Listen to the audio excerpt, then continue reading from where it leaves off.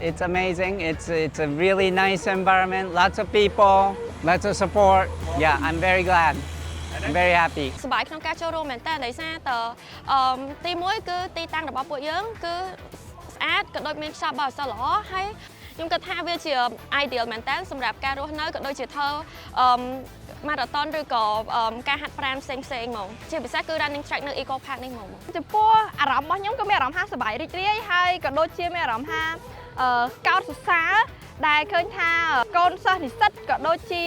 អញ្ញាបានថាខាងបូរីគាត់បើកនៅឱកាសដើម្បីឲ្យយើងរៀបចំនៅកម្មវិធីរត់នេះដើម្បី charity ហ្នឹងហើយនៅពេលដែលរត់ហ្នឹងឯងខ្ញុំសង្កេតឃើញមានអារម្មណ៍ថានៅនេះគឺទីធ្លាគឺស្អាតមែនតើមានរុក្ខជាតិមានធម្មជាតិដែលអាចនិយាយបានថានៅពេលដែលរត់ទៅយើងមិនហាក់ដូចយើងរត់នៅលើភ្នំមួយដូចយើងមិនមែនរត់នៅក្នុងទីក្រុងទេជាកន្លែងមួយដែលស្អាតមានទាំងទឹកមានទាំងអីហើយដែលខ្ញុំចាប់អារម្មណ៍ខ្ញុំពេញចិត្តមែនតើហើយខ្ញុំសង្ឃឹមថានឹងមានឱកាសក្រោយៗទៀតដែលយើងអាចមានកម្មវិធីបែបនេះហើយធ្វើនៅកន្លែងនេះទៀត